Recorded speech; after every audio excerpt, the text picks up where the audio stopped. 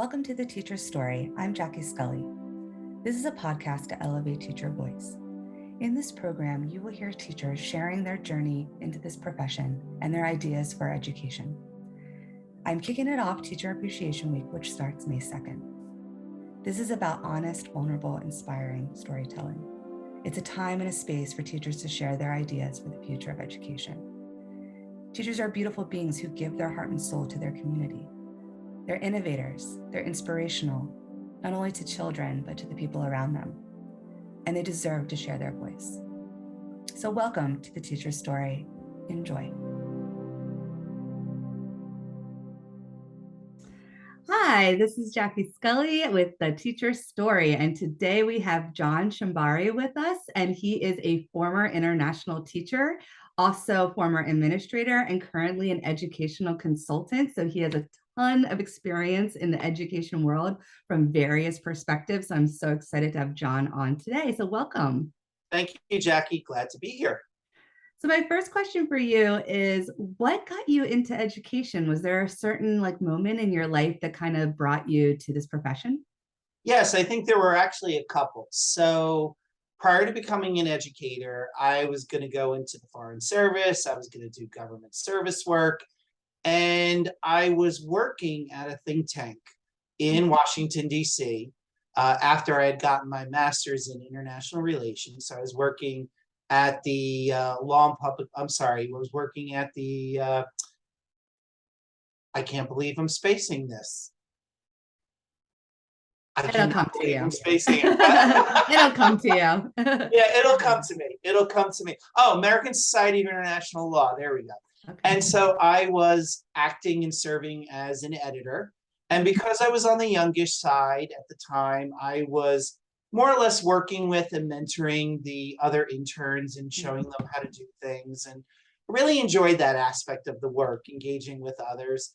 At the same time, Jackie, I was also teaching adults English as a secondary language at the community college and enjoying that. And then lastly, I had a friend in graduate school who had taught English in Japan on the Japan Exchange program. And so that was always in the back of my mind. So enjoying and having enjoyed working with people and tutoring and training people, I said, I'm going to go over and I'm going to teach English in Japan for a couple of years and really enjoyed the experience. In a way, I'm glad I didn't realize how different that teaching experience was from being a teacher in the States, even though I do think there are some commonalities. But coming back from that experience, I said, yes, this is the way I want to go in my career. I enjoy international relations. And ultimately, I became a social studies teacher and a law teacher. So it wasn't lost, that experience, but I knew that teaching was more my passion. Oh, that's wonderful. And I have not done a long-term extent teaching abroad, but I taught in China for a summer. So I just have a little bit of that experience about things that are very different, but also kind of like the similarities. I really connected with the kids in China. I really loved that experience. So it's great to hear how you had that start with teaching in Japan. And we talked a little bit about before when we first met teaching in the Middle East. So I don't know if you want to my next question is like your early teaching experiences, but if you want to kind of go and shift into that time period. Yeah, so always loved traveling, but never really enjoyed sitting on a beach when I travel. I really want to get into the culture. So having had the opportunity to work at an international school was a great chance to be that traveler, that sojourner, but to get more involved in a culture, which I felt really taught me perhaps more than I even gave to the community, right? So I was the director of curriculum at the American School of Jeddah, International School of Jeddah. So in that role, I was really brought on board to help with their school reaccreditation efforts because we were going through middle states at the time. And it was a great experience to do that and to realign and tweak some of our practices that we had to be in line with the guidelines of middle states. And at the same time, it was just a really great experience to get to be in the Middle East, to learn about not only Saudi Arabia, but to travel to some of the other countries in the region and to learn some of the similarities and differences. And then even since that time, Jackie, I have had the opportunity to go back and work with the Department of Education of Dubai in helping to evaluate and assess some of their American curriculum schools. I was doing that not only with the Ministry of Education of Dubai, but also this organization called Education Development Trust, which was more or less the subcontracting partner, connecting the people such as myself, the experts, the assessors, with the ministry. So for your viewers out there, for those who would listen to this in the form of a podcast, there are definitely many opportunities, I will say that, to be an educator overseas, either within an international school or even as a consultant working with various ministries of education. That's really exciting. And that's great that you are now working with consulting with Dubai. I had a teacher on my podcast over the summer who is first-year teacher and teaching in Dubai and loves it. And just kind of more into the experience of the lifestyle or the culture of when you were in Saudi Arabia. I know we shared a little bit about like when you had a field trip and you went to Turkey, but anything else you think that would be interesting to share from your experience? Definitely. I do think Saudi Arabia can be a challenging place for some Americans, particularly women. But even as an American man, you still have to be respectful of the culture. And so there are certain things that we take for granted here that we all do on a daily basis that you can't really do in Saudi Arabia. And so just learning in a way the freedoms that we have here and how we shouldn't take those freedoms for granted. I know that sounds trite, but when you're in a situation where, you can't do certain things or you shouldn't do certain things or you do need to wear certain things, it reminds you of those freedoms, number one. But on the positive side, I would also say that there are experiences that I had or could have in Saudi Arabia at the time, in a way, because it was more of a closed off society. Because at the time, and I think this has changed since I was there, you couldn't be in Saudi Arabia on a tourist visa. You had to be there on a working visa. So in some ways, the coral reefs were pristine. So if you were into, I never got the chance to do it, but if you were into scuba diving, the coral reefs were, like I said, totally pristine. You could go watch falcons and falcon racing and camel racing. You could do a weekend night trip into the desert. Now, I would recommend those that do that don't obviously do that alone. You do need to go in a caravan in case a car breaks down. You don't want to be alone in the middle of the desert. Right. But as long as you're in a caravan with others, you'll be fine. It's a great experience. Dune buggying, if you will. They do a lot of that in Dubai and the UAE as well. So there are certain benefits to even going to a country that might be a little bit more closed than what we're used to as Americans.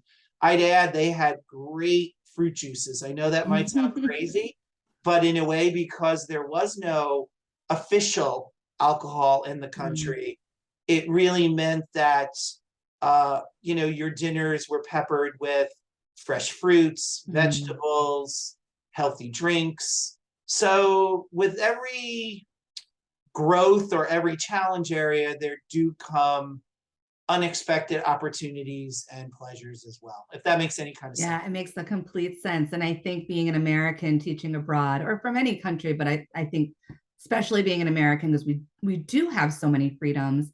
And I sensed that a little bit when I was in China, where like we couldn't talk about democracy, really. We couldn't talk about voting and just protest or anything like that. And we would have these circles where students can ask us any questions, but it was really more about like our culture, way of life, sports, other hobbies and things like that. But it makes you appreciate what you do have. And it also makes you, I think just respect people and their cultures more, because you're like, I am an outsider and I am here and I do want to follow the social norms and cultural norms. And there just tends to be a little bit more of this sense of respect, instead of like, I can just say what I want, or I could just dress how I want or do what I want. And like, with all that freedom is great, but there is this level of like, I think another type of respect that you see in some of these countries. And I know, like, I don't know for you, I'm making an assumption, but in China, the status of a teacher is like up here, Yes. very high respect profession, where you don't really see that as much maybe in America. Yes, and I do think that teachers were accorded a certain amount of respect, particularly as the school I was at was an international school. So you had families that were paying for the privilege of coming to the school. Now, most of the students that were in our school were not Saudis. They were Okay. other foreigners, but they were mostly people of Arabic descent. Okay. So their parents might have been Egyptian doctors or lawyers who found themselves, American citizens. So their parents had either been born in the States or came to the States, Mm-hmm. made their careers in the States, and then found an opportunity to go back and give back in the Middle Eastern region. So we definitely had a lot of well-supported students financially. But again, parents wanted our school to succeed, and they wanted their best education that they could have for their children, particularly being overseas. You don't have maybe as many options as you have here in the States in private education.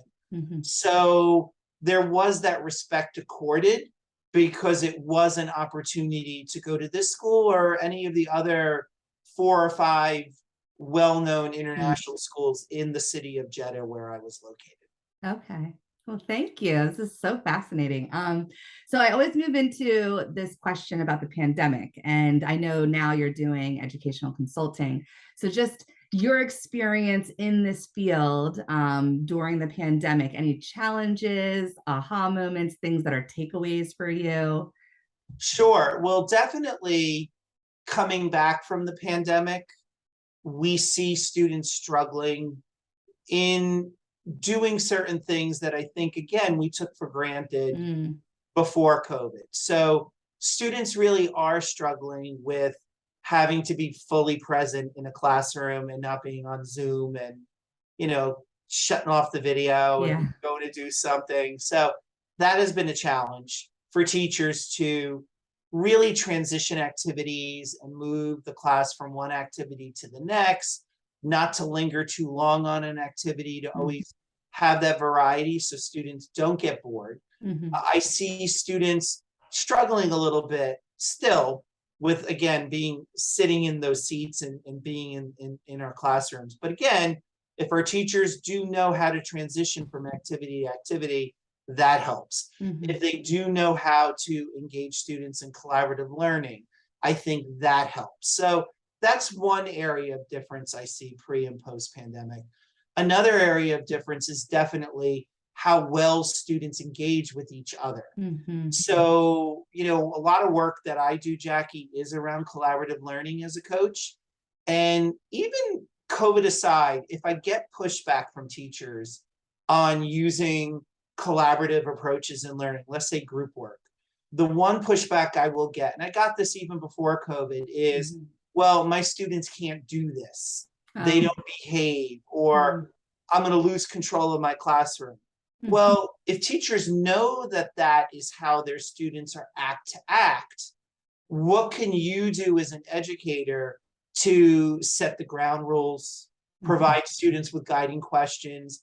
I even love working with educators who are open to using discussion stems, mm, discussion starters, not just for agreement, but how do you engage with someone when you're in disagreement? How do you disagree mm, with the idea, but not the person? So in my coaching practice, I'm seeing a lot more of my work geared around productive discussion protocols and productive project-based learning and productive group work. So I think that's another change that we've seen, pre and post COVID. And then just the burnout that educators are feeling, right? And even educators having to remember to go back and utilize all the in-person teaching methodologies. That's true. Because even they got used to doing everything on Zoom. So I've been in a few classrooms where students are on the computer all the time, and they do need to have that personalization, and they do need to be engaging with technology. But how do we also help our educators even do that now, again, in balance, now that we're back in the classroom? Yes. And one thing I want to hit on, because it's been a goal of mine this year, is the word balance. Because, and I love that you brought not only students needing to also be kind of relearning how to do school in person, but like teachers too. Like I was fortunate to be in person most of the time, besides the lockdown in the spring of 2020. But there was a lot of educators that were virtual, like for a year and a half, maybe even into last school year for part of it. And even hybrid in a sense. If you had some students in front of you, you were mostly doing everything online. And we got really good at building websites. We got really good at making flipped classroom videos, things that we never really did fully before. We got really good at that. That took a lot of time, a lot of energy, a lot of research, that we almost went so full throttle with that now coming back in person, we're, like you said, the burnout is like, I can't do both. Like I don't know how to go back to how I was doing it before. I built all this stuff on my website. It's beautiful. Like I can bring things in, import them from the year before, but then it doesn't work completely in person. So now we're like toggling between beautiful website, beautiful online program to no, but I need to scale down and really do like in-class activities. And so I even think this school year is like now the third year of trying to figure it out. And I said last year was actually more difficult than the COVID year where many people were virtual, because the hybrid was so difficult. But I've been trying to have that balance. So like I'm instituting this thing at the end of each week where I teach history and psychology. So I do current events, and then in my psychology, we do like psychology news. So they look at studies. Nice. And so at the end of each week, I have them talk about that, present that as a couple kids go each week on a rotation basis. And then I give them journals, like, here's a composition book. We're going to write about some of these topics, or maybe a theme came out and it just like literally comes to me. I don't plan it. And sometimes I ask them like, what do you see as maybe a theme or a pattern in these news stories or the psych news, or things that connect to what we're doing in our curriculum right now? And just like let it evolve, I love that. And they write and then they talk, and we're just not on technology for one period out of the week. I love that. But not that we should throw everything out from what we learned in using technology. So if that's working in your class, keep doing it. It's great. But nobody says a teacher can't be using a Flipgrid, even for that, where, and maybe that would be helpful, right? Where students can see immediately what other students are writing, without having to go up to the front of the board too. So, so when I'm saying to your listeners out there, oh, we don't know now how to go back from technology, I'm not saying, like you said, I think the key word is balance. How do we take the good things we learned about using technology? You also mentioned that you were doing videos with your students, right? They could still be doing, whether they're your students, my students, somebody else's students, we could still be having students demonstrate proficiency or creating an end product that gives them more choice, right? So not everyone has to necessarily, I mean, I know sometimes we all have to write an essay, but not everyone has to write an essay all the time. So maybe they could create a video, and maybe somebody else could write that essay. Maybe somebody else could be doing an old-fashioned poster Maybe somebody else can do that poster digitally, right? Mm-hmm. So like you said, I think everything comes down to balance. Mm-hmm. And I think COVID really strained our ability to do things in balance. I think we went from one direction completely to the other direction. Yeah, and I think we're in a place where it is about having this hybrid system where utilizing digital work, but having still the ability to do something hands-on, like a poster or a live presentation. And I think giving students choice is the biggest thing. I was actually talking about that with students today in one of my clubs during lunch, is that I think there needs to be more student choice in general, not just with assignments, but just the coursework that they take. I'm at the secondary level and I mostly teach 11th and 12th graders. 12th graders get a lot of choice, but it's like they're waiting for their senior year to finally take really what the classes they want to take. Exactly. I think it should start much earlier, because I think there would be more buy-in, and they would get a lot more out of their educational experience. And I think often we don't think they know themselves enough or know what they truly want, but they do. Like, if you give them the choice, they know how to decide, like, well, maybe I want to double up on English or the arts, or like this class looks really interesting. Maybe instead of waiting my senior year for psychology, I can take it as a 10th grader. And I think that's a very easy, quick fix in the education system, is just to offer more types of courses that students can have that choice in that. And kind of leading into my last question is, and we're kind of talking about that already, moving forward out of the pandemic, what do you see as like maybe the big educational reform, topics, like anything that we could really push our system into a whole new direction? Definitely. And like you said, I think we've already been talking about it a little bit. The pandemic really forced us to be, first of all, using our parents more as true allies and not just as people who sign the letters who come home in the back, that come home in the backpack, right? Yeah. So we've really had to rely on them to be mentors, academic mentors, if you will, to our students, especially when our students were working at home, if they were in a school unlike yours, right? Where they were home more often than not, right?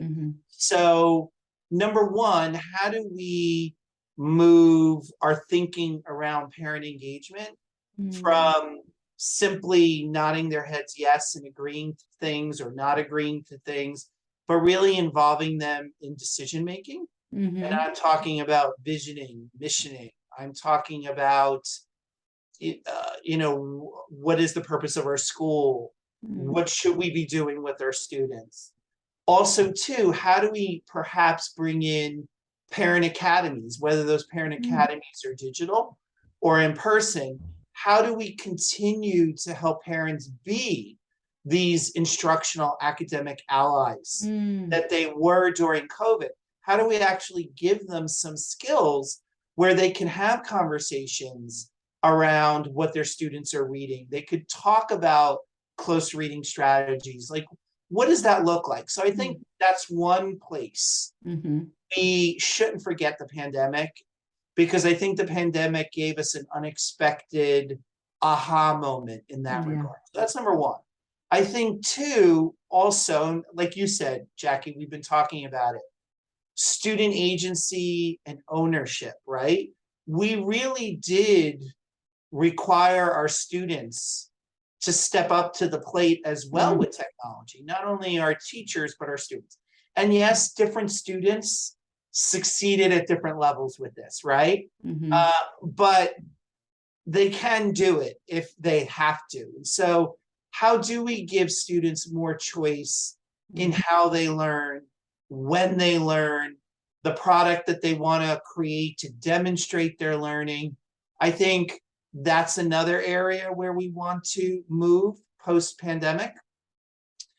And if the burnout of teachers shows us anything, and the rising rates of suicidal ideology that we're seeing our young people have, or thoughts of suicide that we see our young people have, clearly we need to do better in teaching the whole child.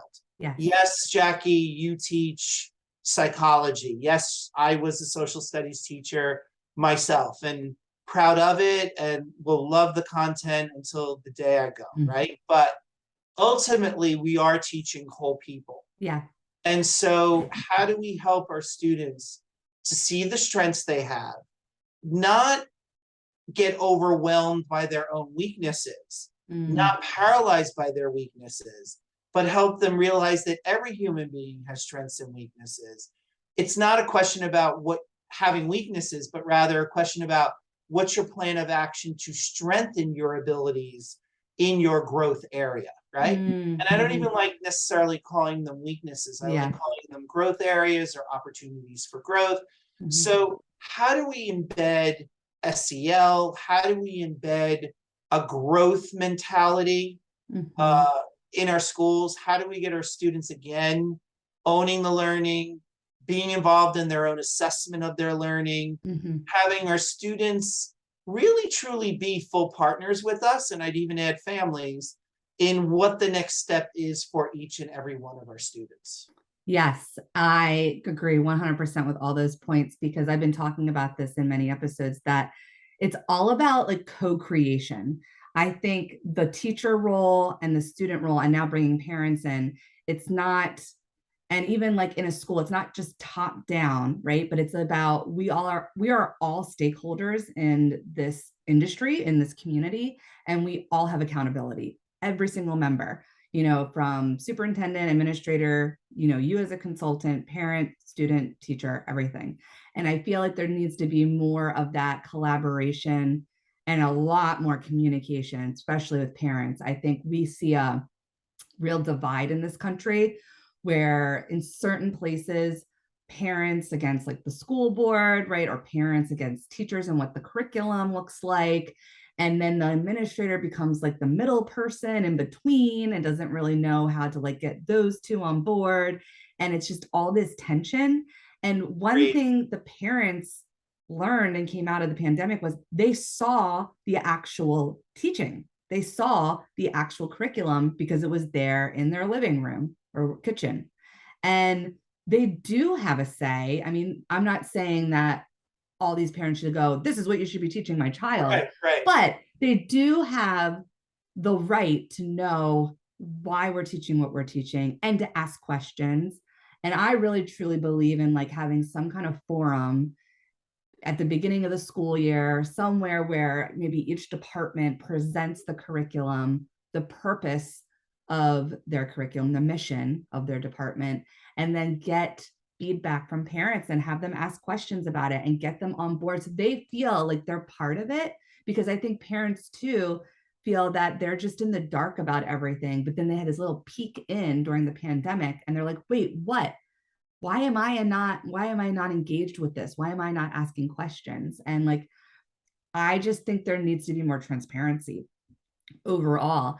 And it would just make a much better positive experience for the teachers as well. Because a lot of teachers are leaving, you could talk about salary, you could talk about teacher respect and all of that, but there was a lot of pushback from either parent communities or society at large.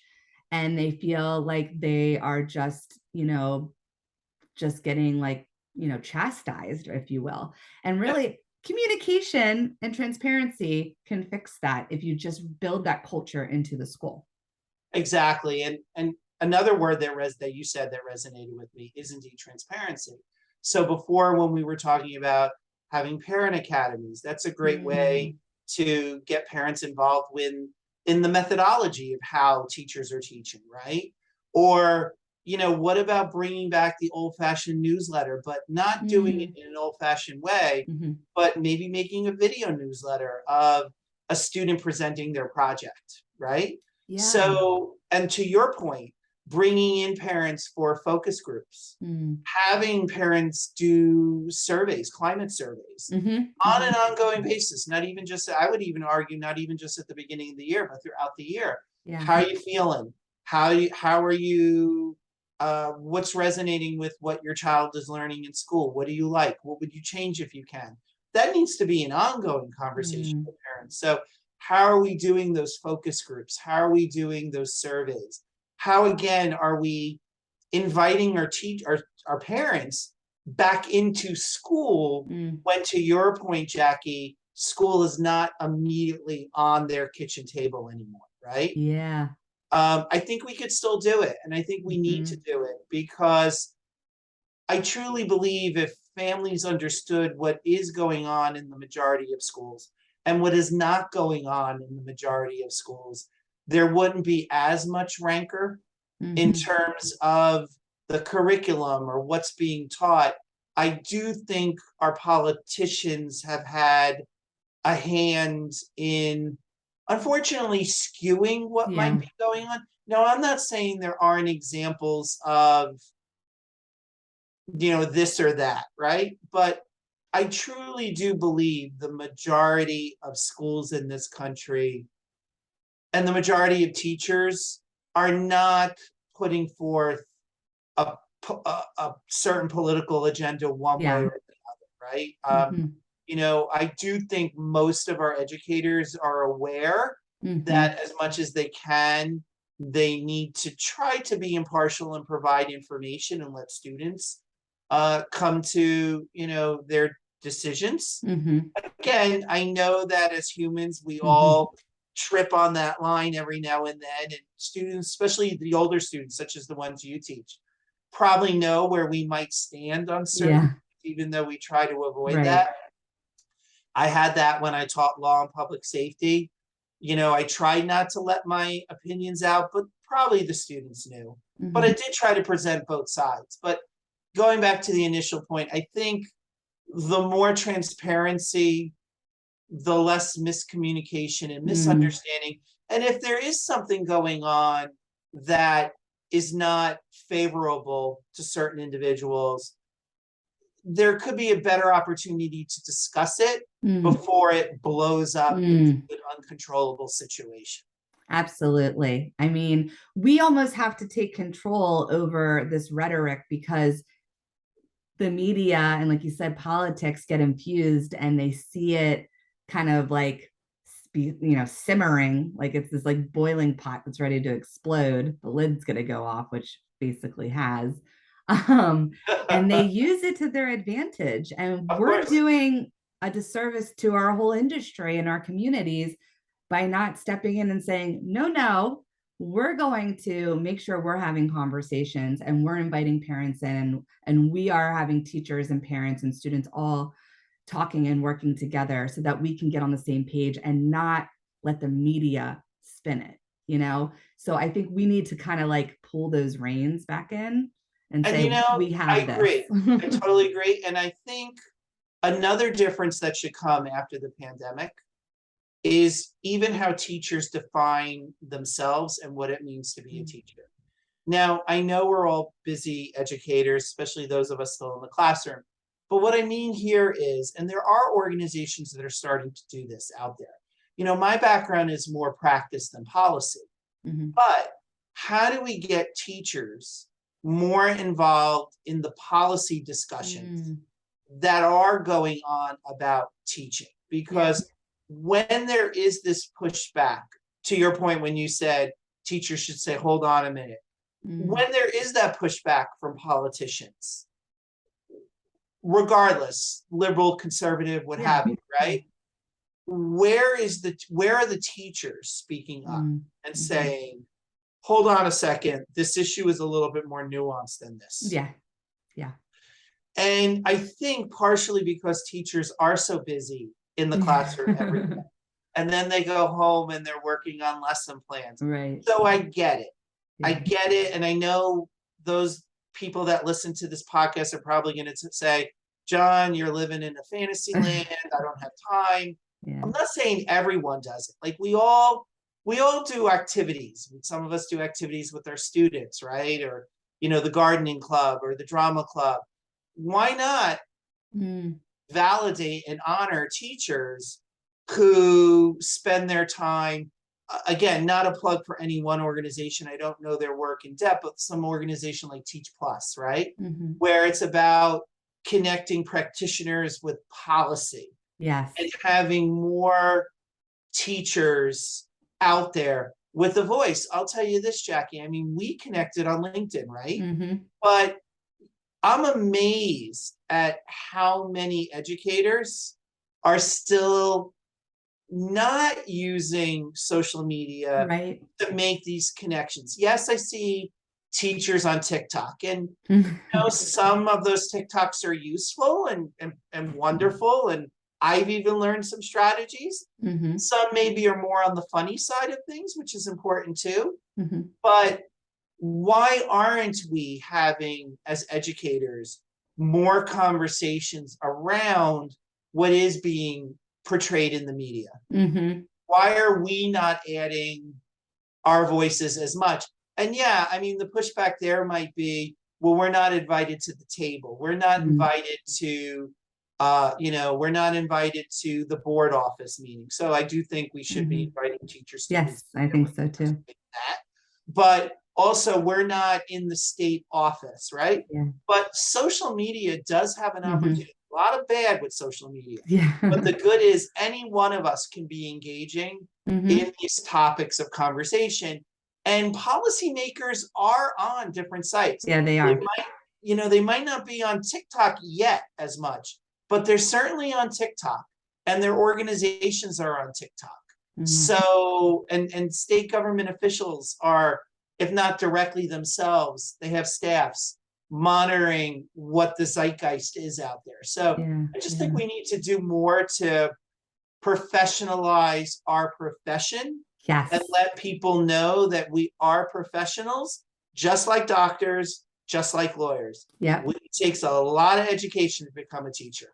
And there's many teachers that I would say majority have advanced degrees, even PhDs. And that was kind of my inspiration with starting this. I know that seems like just a little small podcast, but connecting with other people in other industries that maybe didn't know like all the ins and outs of education or what's been going on.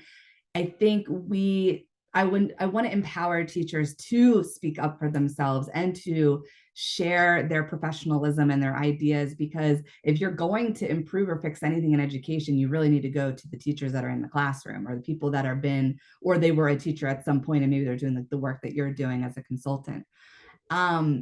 I don't know. I think there's still this culture of, at least in my experience, many teachers don't like speaking up. I don't know what it is. Like, I don't know if it's just been, we never felt that we could, or that anyone actually listens to us, or that's not our role in society. And it's starting to come out a little bit more. I've seen more educators on like Instagram and TikTok speaking out against, lack of teacher respect, salary, the whole curriculum pushback, all of that.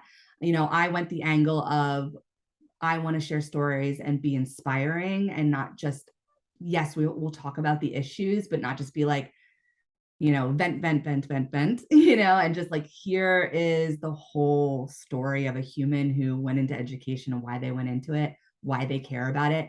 And here are the issues, and here are some of the solutions. And I think we're getting there. I think we're at the beginning of it. And I think the pandemic, as awful and challenging as it was in so many ways, I think the pandemic, for many professions, but just focusing on education, is now giving a little bit of a stage for these voices, for teachers to feel empowered, whether they're leaving and then saying why they're leaving and going maybe into other work to improve education or do other things that maybe helps, with DEI or working with other teachers. Or those who are now, just saying, I'm still in it, but I have things that I really want to express and talk about. And, I think that will come, it will be more normalized. It's slow. It's a slow process, but it's taken a while, because I think for a long time, unless you're in a union or a union rep, and I'm in a private school, so we don't even have that. It's just a lot of times teachers never felt they could do it. Right. I think one thing, it's a stressor, and it's obviously affecting our students, all the teachers leaving and lack of recruitment of new teachers. But in a way, and I'm not saying that's a good thing, but the silver lining of it is policymakers do now have to pay attention. They do. We've been, we talk about COVID and teachers leaving because of COVID. Jackie, teachers have been dissatisfied well before COVID. Yeah. Well before COVID. And we've always been, and I'm not the only person to use this expression. I'm sure you've heard other guests say it, and I'm sure you hear it in other conversations. We've kicked the can down the road as far as we can kick the can down the road. The bottom line is we lack educators to teach our children. And that's because we ignored teacher complaints before COVID. Mm-hmm. And after COVID, we don't have a choice because so many people are choosing to leave the profession, either because of COVID or because they're ready to retire, because we did have a lot of teachers, particularly in the baby boomer generation, who became educators. Some of them are still teaching, and more power to them, but generally speaking, that generation is starting to leave at least full-time teaching roles, right? And yet we have this new generation, Generation Z, I guess, coming in.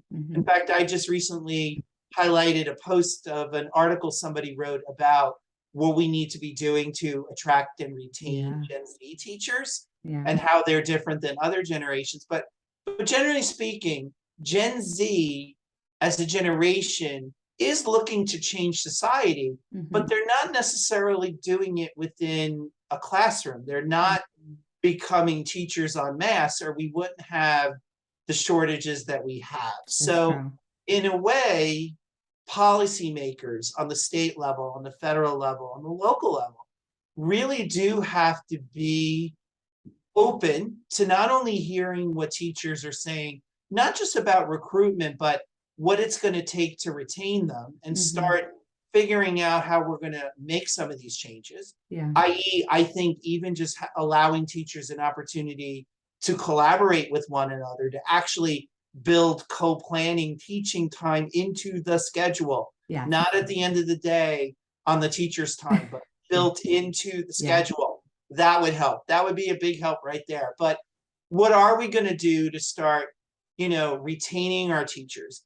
I just recently collected many quotes in an article around what we need to, from educator leaders, around what we do need to be doing, not only to recruit, but to retain educators. And one thing that really resonated in that article from multiple people was the need to, yes, perhaps look more creatively for where we get teachers, such as grow your own programs and paid apprenticeships. But on the other hand, what does retainment look like?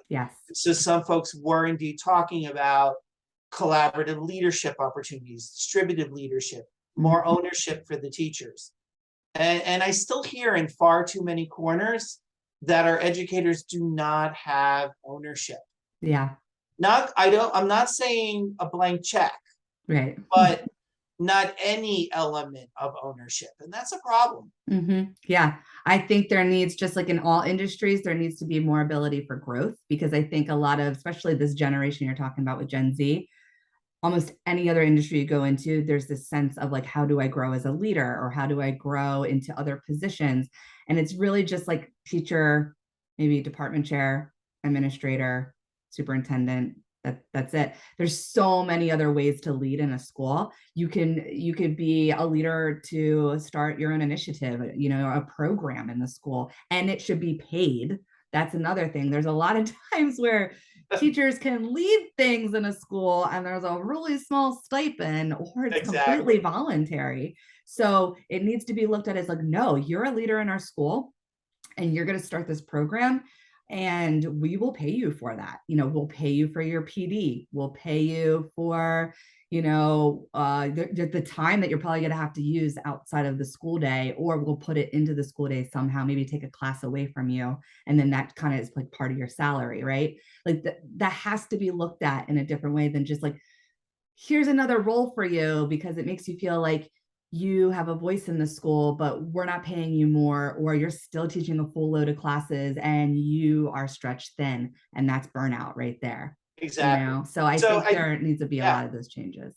I think it gets to what we were talking about before, about building into the schedule what you value. And if we're going to say, if we say we value teachers, we do need to build that time into the schedule to allow them to work on that project or to allow them to collaborate with one another in a PLC, right? It has to be funded as a part of the day. Yeah. And if that means that teacher is out of that classroom, what are you going to do to ensure that those students are still with an educator while that teacher is in their PLC? How are we funding that, right? How are we putting our money where our mouth is? And ultimately, I agree with you, Jackie. I think it's now at a point where we have to put our money where our mouths are. Absolutely. You know, yes, it's about teachers stepping up to the plate. And yes, it's about distributive leadership.